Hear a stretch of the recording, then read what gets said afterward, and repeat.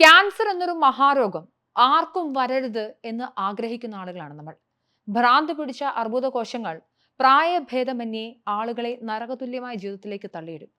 ആ സാഹചര്യത്തിൽ സാമ്പത്തിക ഭദ്രത ഉണ്ടെങ്കിൽ പോലും പിടിച്ചു നിൽക്കാൻ സാധിക്കാതെ വരാം. തിരുവനന്തപുരത്തെ RCCയിൽ പോയി നമ്മളൊന്ന് നോക്കണം, ചങ്ക് പിടഞ്ഞു പോകും.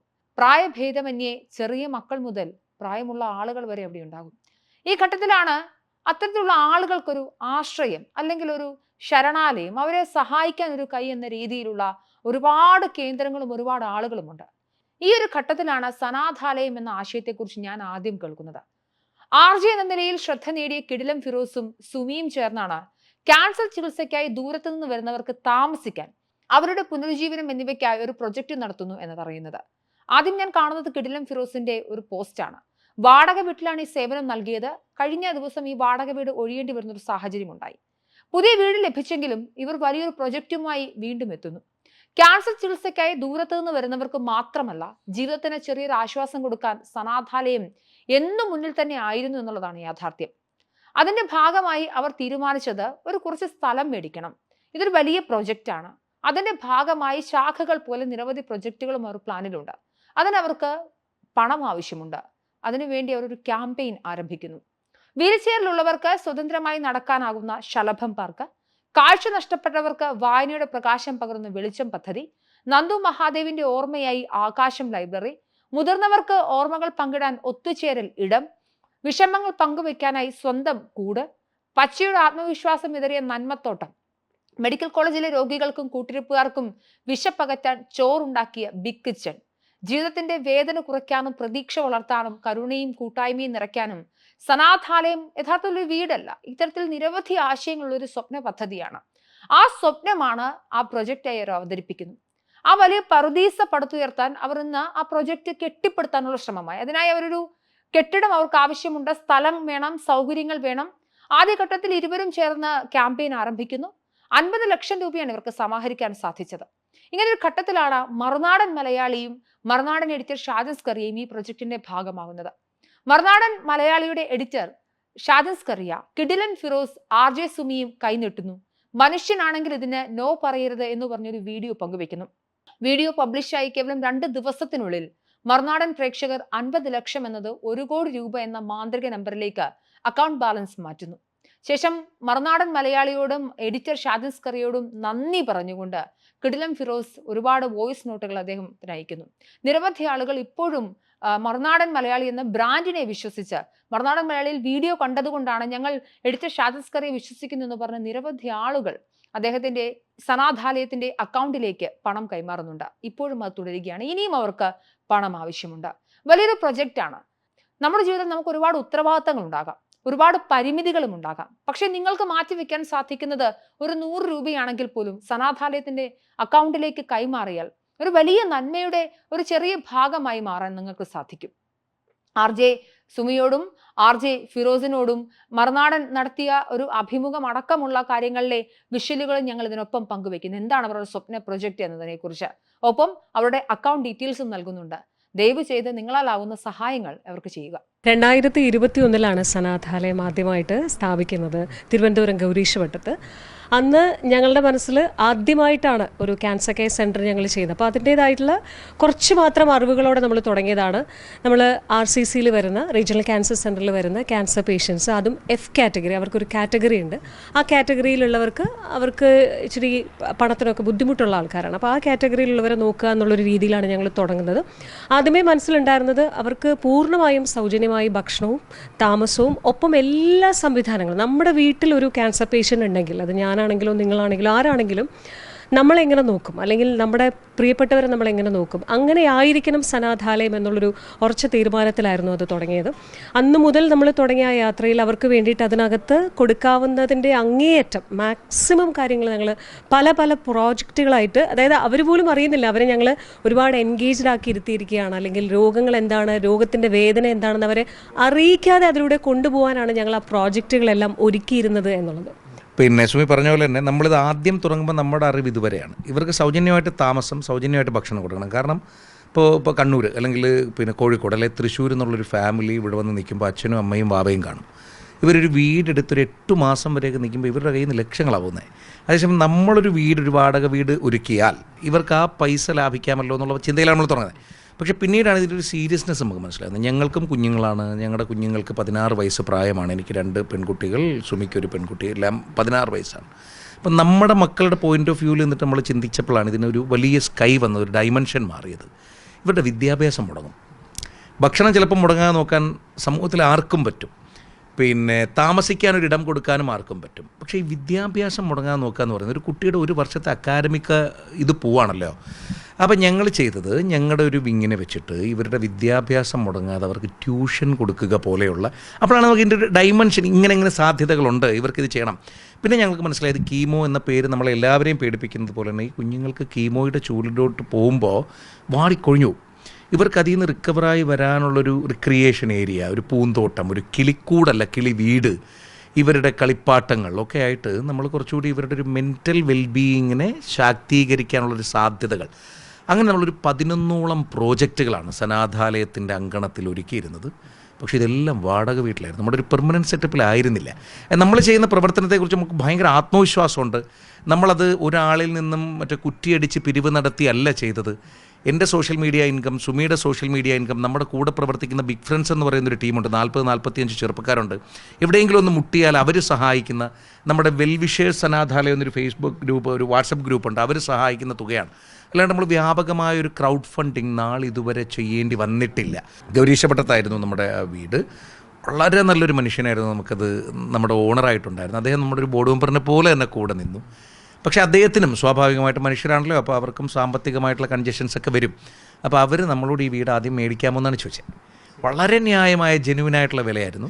പക്ഷേ ഇപ്പം നിങ്ങൾ ചോദിച്ചാൽ ഞങ്ങളുടെ ബാങ്ക് അക്കൗണ്ട് തരാൻ വില്ലിംഗ് ആണെന്ന് പറയുന്ന പോലെ അദ്ദേഹത്തിന് ഞങ്ങളുടെ ബാങ്ക് ബാലൻസിനെ കുറിച്ച് അറിയാമായിരുന്നു. അദ്ദേഹത്തിന് നന്നായിട്ട് അറിയാമായിരുന്നു നമ്മുടെ കയ്യിൽ താങ്ങാതെ വരുമെന്ന്. അപ്പോഴാണ് നമുക്കത് ഇറങ്ങിക്കൊടുക്കേണ്ടി വന്നത്. അപ്പോഴും അദ്ദേഹം നമുക്ക് ഇനഫ് ടൈം തന്നു. പിന്നെയും പിടിച്ചു നിൽക്കാൻ പറ്റാതെ വന്നപ്പോഴാണ് നമ്മളവിടെ നിന്ന് ഇറങ്ങേണ്ടി വരുന്നത്. ഇപ്പം നമ്മളുള്ളൊരു താൽക്കാലിക ഷെൽട്ടർ ഹോമിലാണ്. നമുക്കൊരു 6 മാസം വരെയൊക്കെ ഇവിടെ ഉണ്ടാകാൻ പറ്റുമായിരിക്കാം. പിന്നെ ഒരു ക്രൗഡ് ഫണ്ടിങ് ചെയ്യുമ്പോൾ സ്വാഭാവികമായിട്ടും ഈ ചാരിറ്റി ആണല്ലോ. അപ്പം ഞങ്ങളൊക്കെ കുറച്ചുകൂടി പറഞ്ഞ പോലെ നമ്മുടെ കുടുംബത്തിനെ ബാധിക്കാത്തതുപോലെ ജീവിക്കാൻ ആഗ്രഹിക്കുന്ന മനുഷ്യരുമാണല്ലോ, അല്ലെങ്കിൽ നമ്മൾ ചുറ്റും കാണുന്ന കാഴ്ചകൾ. അപ്പം നമുക്ക് ഭയങ്കര പേടിയായിരുന്നു സത്യം പറഞ്ഞാൽ. ഇതിനൊരു സെൻറ്ററിന് വേണ്ടിയിട്ട് ആൾക്കാരോട് പൈസ ചോദിക്കാതിരുന്നതിൻ്റെ റീസൺ പോലും നമ്മൾ പേടിച്ചിട്ടാണ് നമുക്ക്. അപ്പോൾ ഇപ്പം നമ്മളിങ്ങനെ ഒരു ക്രൗഡ് ഫണ്ടിങ് തീരുമാനിച്ചപ്പോൾ ഞങ്ങൾ ആദ്യം ചെയ്തൊരു മോണിറ്ററി സെല്ലിനെ വെക്കുക എന്നുള്ളതാണ്. നമ്മളെ ഉൾപ്പെടെ മോണിറ്റർ ചെയ്യാൻ, അത് സനാഥാലയത്തിൻ്റെ നിത്യപ്രവർത്തനങ്ങളുമായിട്ട് ബന്ധമില്ലാത്ത ചാരിറ്റി വിങ്സിന് എപ്പോഴും ഈ പറഞ്ഞ പോലെ അഴിമതി ഉണ്ടോ എന്ന് നോക്കുന്ന കുറച്ച് മനുഷ്യരുണ്ടല്ലോ, നിരീക്ഷകർ, അവരെ പോയി സമീപിക്കുകയും അവരെ വെച്ചിട്ട് നമ്മളൊരു മോണിറ്ററിങ് സെൽ ഉണ്ടാക്കുകയും ചെയ്തു. നമ്മുടെ അക്കൗണ്ടുകൾ ഉൾപ്പെടെ അവർക്ക് പരിശോധിക്കാനുള്ള സ്വാതന്ത്ര്യം കൊടുത്തു. സനാഥാലയത്തിൻ്റെ ഇൻകം പരിശോധിക്കാനുള്ള സ്വാതന്ത്ര്യം കൊടുത്തു. നാളെയും ആ മോണിറ്ററി സെല്ലിനെ വെച്ചിട്ടായിരിക്കും നമ്മൾ ഈ പ്രസ്ഥാനത്തിനെ മുമ്പോട്ട് കൊണ്ടുപോകാൻ തീരുമാനം. ആദ്യം ഒരു തരത്തിൽ നമ്മൾ ഒരുപാട് ഇടങ്ങൾ നോക്കുന്നുണ്ടായിരുന്നു. അത് നമ്മുടെ ആഗ്രഹം എന്ന് പറയുന്നത് ഒരു ലാൻഡ് മേടിച്ച് നേരത്തെ നമ്മൾ എന്താണോ പടുത്തുയർത്തിയത്, നമ്മുടെ ഒരു സ്വപ്നം, അതിൻ്റെ ഒരു ചെറിയ വേർഷൻ ആയിരുന്നല്ലോ, അതിൻ്റെ ഒരു ഫുൾ വേർഷൻ ഞങ്ങൾ ഉണ്ടാക്കി ഞങ്ങളുടെ പിള്ളേർക്ക് അവരുടെ ഫാമിലിയോടൊപ്പം അവിടെ താമസിക്കുക എന്നുള്ളത് തന്നെയായിരുന്നു. ഇപ്പോഴും നിരന്തരമായിട്ട് അതിന് വേണ്ടിയിട്ടുള്ള നമ്മൾ ലാൻഡ് നോക്കുന്നുണ്ട്, വീടോട് കൂടിയുള്ളത് നോക്കുന്നുണ്ട്. ഏത് ഓപ്ഷൻ ആണെങ്കിലും നമുക്ക് ഓക്കെയാണ്. ഒരുപാട് പേര് കേട്ടോ, അതും കൂടി നമ്മൾ എടുത്തു പറയണം. ഈ ഒരു സമയത്ത് നാട്ടിൽ ഇപ്പോൾ പ്രവാസികളായിട്ടുള്ളവരാണെങ്കിൽ പോലും നാട്ടിൽ അവർ സമ്പാദിച്ചിടുന്ന, ചിലപ്പോൾ പൂട്ടിയിട്ടിരിക്കുന്ന, വാടകയ്ക്ക് കൊടുത്തിരിക്കുന്ന, വാടകയ്ക്ക് കൊടുക്കാത്ത, അങ്ങനെ ഒരുപാട് സ്ഥലങ്ങൾ ഉണ്ട്. ഞങ്ങൾ ഇതിനോടകം പോയി കണ്ടു എന്നുള്ളതാണ്. അതിൽ ചിലരെയൊക്കെ അപ്രോച്ച് ചെയ്തപ്പോഴത്തേക്കും തീരെ താല്പര്യമില്ല, അവർക്ക് കൊടുക്കാനൊന്നും താല്പര്യമില്ല, വാടകയ്ക്കും താല്പര്യമില്ല, കൊടുക്കാനും താല്പര്യമില്ല. സംരംഭത്തിന് കൊടുക്കാൻ എന്നുള്ളതാണ് അതിനകത്തെ വേർഡ് അല്ലേ? അങ്ങനെ പറയാൻ ഒട്ടും താല്പര്യം. ഇപ്പം നമ്മളൊരു പോയിന്റ് ചെയ്തിരിക്കുന്ന ഒരു പ്രോപ്പർട്ടി ഉണ്ട്. ഞങ്ങൾ ഇതിനകത്തൊരു ചെറിയ വിഷയം വരുന്നത് സ്വാഭാവികമായിട്ടും ഇതിനെക്കുറിച്ച് അറിയാവുന്നവർക്കറിയാം. നമ്മളൊരു പ്രോപ്പർട്ടി ട്രാൻസാക്ഷൻ നടക്കുമ്പോൾ അതിനകത്ത് നമുക്ക് ബാങ്ക് ട്രാൻസ്ഫറേ പറ്റൂ. കാരണം നമ്മൾ ഇത്രയും ട്രാൻസ്പെറൻ്റായി, ഇത്രയും സുതാര്യമായി ബാങ്ക് അക്കൗണ്ട് ഡിസ്ക്ലോസ് ചെയ്യാൻ, ഇപ്പോൾ നിങ്ങൾ വിളിച്ച് ചോദിച്ചാലും മറ്റൊരാൾ വിളിച്ച് ചോദിച്ചാലും ഒക്കെ നമ്മുടെ ട്രാൻസാക്ഷൻ ഹിസ്റ്ററി തരാൻ ഞങ്ങൾ തയ്യാറാണ്. കഴിഞ്ഞു പോയ വർഷങ്ങളിലെല്ലാം നമ്മുടെ സംഘടന ഓഡിറ്റബിളാണ്. നമുക്ക് ATG ഉണ്ട്, 12A ഉണ്ട്, CSR 1 ഉണ്ട്, രജിസ്ട്രേഷൻ പെർഫെക്റ്റ് ആണ്. നമ്മുടെ പേപ്പറുകളെല്ലാം തന്നെ ക്ലിയർ ആയിട്ടാണ് നമ്മളിത് മുമ്പോട്ട് കൊണ്ടുപോയിക്കൊണ്ടിരുന്നത്. അപ്പോൾ ഇപ്പോൾ ചോദിച്ചാൽ നമുക്ക് എന്ത് ഡോക്യുമെൻറ്റും തരാനാകും എന്നുള്ളതാണ്. ഒരു ജോയിൻറ്റ് പാൻ കാർഡിലാണ് നമ്മുടെ ചിറക് എന്ന ചാരിറ്റബിൾ ഓർഗനൈസേഷൻ്റെ ജോയിൻറ്റ് പാൻ കാർഡിലാണ് നടക്കുന്നത്. അപ്പോൾ ഒരു വീട് വാങ്ങിക്കണമെങ്കിലോ ഒരു പെരേടം വാങ്ങിക്കണമെങ്കിലോ കംപ്ലീറ്റ് നമുക്ക് വാലിഡ് മണി, അതായത് അക്കൗണ്ട് ടു അക്കൗണ്ടേ പോകുള്ളൂ. അതെല്ലാ പ്രോപ്പർട്ടി ഓണേഴ്സും ചിലപ്പോൾ സമ്മതിക്കണമെന്നില്ല. അപ്പോൾ അതിന് സമ്മതിച്ചിട്ടുള്ളൊരു ഓണറെ ഞങ്ങൾ ഫൈൻഡ് ഔട്ട് ചെയ്തിട്ടുണ്ട്. 3 crores അദ്ദേഹം ചോദിക്കുന്നത്. അത് 3.25 crores ഒരു വലിയ പ്രോപ്പർട്ടി. അത് നമുക്ക് വർത്തിയാണ്, നമ്മൾ നേരിട്ട് പോയി കണ്ടു. അദ്ദേഹത്തിൻ്റെ ഭാഗത്തുനിന്നും കൂടിയൊക്കെ കുറയ്ക്കാനുള്ളതെല്ലാം കഴിഞ്ഞ് 3 crores പറയുന്നത്. അപ്പം ഞങ്ങളുടെ മനസ്സിലിപ്പോൾ ഈ 3 crores അവിടെ ഒരു 8 മുറി വീടുണ്ട്. അദ്ദേഹത്തിനൊരു 20% അഡ്വാൻസ് കൊടുത്താൽ നമ്മളെ അദ്ദേഹം അവിടെ അക്കോമഡേറ്റ് ചെയ്യാൻ തയ്യാറാണ്. നമുക്ക് നമ്മുടെ കുഞ്ഞുങ്ങളും പോരാളികളുമായിട്ട് അങ്ങോട്ട് പോകാനാവും. 6 മാസത്തിന് ഏപ്രിൽ സമയത്ത് നമുക്ക് രജിസ്റ്റർ ചെയ്യാൻ പറ്റും. അതുപോലും എല്ലാവരും പറയണമെന്നില്ല. നമുക്കൊരു 60 ലക്ഷം രൂപ കണ്ടെത്തി കൊടുക്കുകയും നമ്മൾ ഈ സംസാരിച്ചുകൊണ്ടിരിക്കുന്ന സമയം വരെ നമുക്കിതുവരെ ക്രൗഡ് ഫണ്ടിങ്ങിലൂടെ 100, 200, 300, 400, 500 ഒക്കെ ആയിട്ട് ഇതിനകത്ത് ഒരു തുക പോലും വലിയ തുകയില്ല. എല്ലാം നമ്മുടെ 100 രൂപ, 200 രൂപ, 500 രൂപ അങ്ങനെയുള്ളത് വന്നത് 43 ലക്ഷം രൂപയാണ്. അപ്പോൾ ബാക്കി ഒരു തുക കൂടി കണ്ടെത്തി അഡ്വാൻസ് കൊടുക്കാനായാൽ നമുക്ക് ആ 3 കോടി എന്ന ടാർഗറ്റിലേക്ക് നീങ്ങാനായാലും ചിലപ്പോൾ അതിന് ശേഷം സ്റ്റാമ്പ് ഡ്യൂട്ടിയൊക്കെ പോലെയുള്ള തുകകളൊക്കെ വന്നേക്കാം. അത് നമ്മൾ ബെയർ ചെയ്യാൻ നമുക്ക് വീണ്ടും ഒരുപാട് പേരെ സമീപിക്കുക. എന്നാലും സാരമില്ല, ഞങ്ങൾ പരമാവധി സമയമെടുത്ത് ഇപ്പോൾ ഇത് നടന്നു. നമുക്കൊരു സ്ഥിരമായ സംവിധാനം ക്യാൻസർ കുരുന്നുകൾക്ക് വേണ്ടിയിട്ട്. ഇനി നമ്മൾ ഈ ക്യാൻസർ കുരുന്നുകളെന്നാണ് പറയുന്നതെങ്കിലും നമ്മുടെ സർവീസ് ക്യാൻസർ കുരുന്നുകൾക്ക് മാത്രമായിരുന്നില്ല ഇന്നുവരെ. നമ്മൾ ഒരുപാട് മനുഷ്യരെ ചേർത്ത് നിർത്തിയിട്ടുണ്ട്. അധികം വരുന്ന വലുതും ചെറുതുമായിട്ടുള്ള ഒരുപാട് ജീവിതങ്ങളിലൂടെയാണ് നമ്മൾ കടന്നുപോയത്. 6 മാസം പ്രായമുള്ള വാവയിൽ നിന്ന് നമ്മൾ ആരംഭിച്ചതാണ്.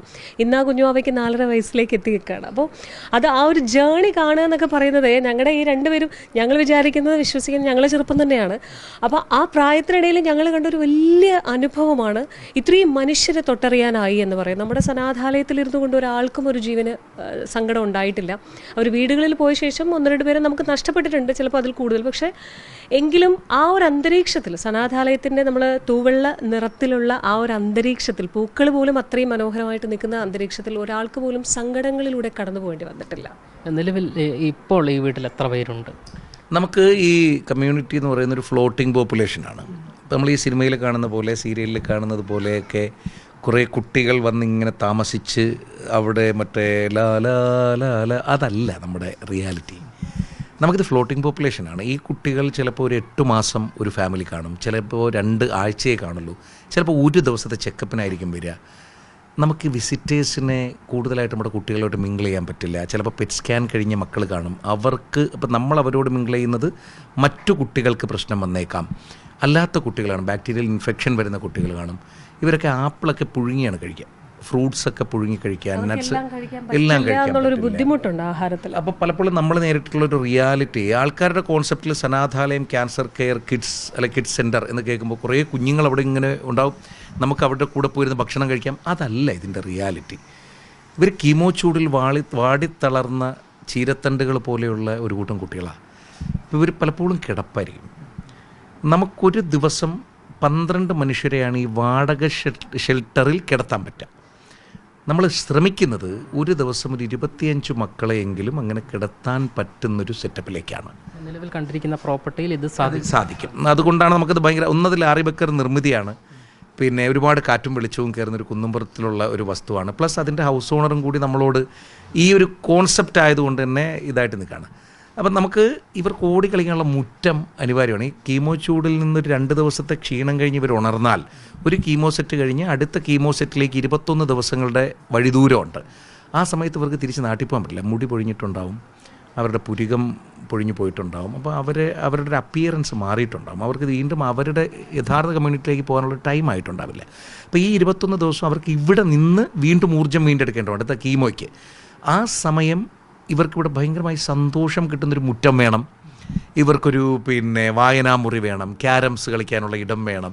ഇപ്പോൾ നമുക്കുള്ള കോമള എന്ന തമിഴ്നാട്ടിലെ നമ്മൾ മറ്റ് സംസ്ഥാനക്കാരെയും റിസീവ് ചെയ്യുന്നുണ്ട്. അവരും RCCയിൽ വരുന്നവരെല്ലാവരും RCC മെഡിക്കൽ കോളേജിലേക്ക് ഓങ്കോളജി ഡിപ്പാർട്ട്മെൻറ്റിൽ നിന്നൊക്കെ പ്രൈവറ്റ് ഹോസ്പിറ്റലുകളിൽ നിന്നും നമുക്ക് ആൾ ഉണ്ടായിട്ടുണ്ട്. അപ്പോൾ അതുകൊണ്ട് തന്നെ അറ്റ് എ ടൈം നമുക്കൊരു 35 മനുഷ്യരെ, 12 കുഞ്ഞുങ്ങളെന്ന് പറയുമ്പോൾ അവരുടെ മാതാപിതാക്കൾ ഉൾപ്പെടെ അറൗണ്ട് ഒരു 35 മനുഷ്യർ വരും. പിന്നെ നമ്മുടെ സ്റ്റാഫ്. ഏറ്റവും എടുത്തു പറയേണ്ടുന്ന ഒരു കാര്യം, ഒരു വീട്ടിലെ ഒരു കുഞ്ഞിനാണ് ഈ ഒരു ബുദ്ധിമുട്ട് വന്നതെങ്കിൽ തൊട്ടടുത്തുള്ളത് ചെറുതാണെങ്കിൽ അവരുടെ കൂടെയുള്ള സിബ്ലിങ്സ് എന്ന് പറയുന്നത് അനുജനോ അനുജത്തിയോ പ്രായത്തിൽ കുറവാണെന്നുണ്ടെങ്കിൽ ആ കുഞ്ഞിൻ്റെ വിദ്യാഭ്യാസം ഇവിടെ മുടങ്ങും, അച്ഛൻ്റെ ജോലി പോവും, അമ്മയ്ക്ക് വയ്യാത്ത ആ കുഞ്ഞിനെയും കൊണ്ട് ഇവിടെ വരേണ്ടി വരും, ചെറിയ കുട്ടിയെയും കൂടി കൊണ്ടുവരേണ്ടി വരും. അപ്പോൾ ആ 2 കുഞ്ഞുങ്ങളുടെയും പഠനം പകുതിയിൽ നിൽക്കുകയാണ്. അപ്പോൾ ആ 4 പേരെയും നമ്മൾ അക്കോമഡേറ്റ് ചെയ്തേ പറ്റുള്ളൂ. മറ്റേത് സ്ഥാപനമാണെങ്കിലും ഒരുപക്ഷെ അവർക്ക് സ്ഥാപനത്തിൽ നിൽക്കാൻ പറ്റാതായി ആകുന്ന സാഹചര്യത്തിൽ 20,000 അല്ലെങ്കിൽ 15,000 മിനിമം കൊടുത്തൊരു വീട് റെൻറ്റിനെടുത്ത് അവർ അങ്ങോട്ടേക്ക് മാറേണ്ട അവസ്ഥയാണ്. അപ്പം നമ്മുടെ സനാഥാലയം അവർക്ക് പ്രൊവൈഡ് ചെയ്തിട്ടുള്ള ഈ 4 പേരെയും നമ്മൾ അക്കോമഡേറ്റ് ചെയ്യും.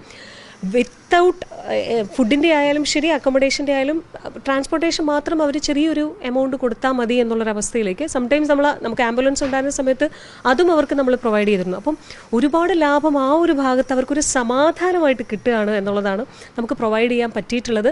അതിലേക്കായിട്ടുള്ളൊരു യാത്ര വളരെ കൂടുതലാണ്, അത് കുറയ്ക്കണം എന്നുള്ളതാണ് ഞങ്ങളുടെ. നമ്മൾ എപ്പോഴും പറയും സനാഥാലയം ഇസ് എ കൾച്ചർ, അതാണ് നമ്മുടെ ടാഗ്ലൈൻ. നമ്മുടെ കേരളത്തിൻ്റെ സാംസ്കാരിക ചരിത്രത്തിൽ തന്നെ നമ്മൾ രേഖപ്പെടുത്തപ്പെടണം എന്നൊരു വലിയ ചിന്തയോ ആഗ്രഹമോ ഒക്കെ നമുക്കുണ്ട്.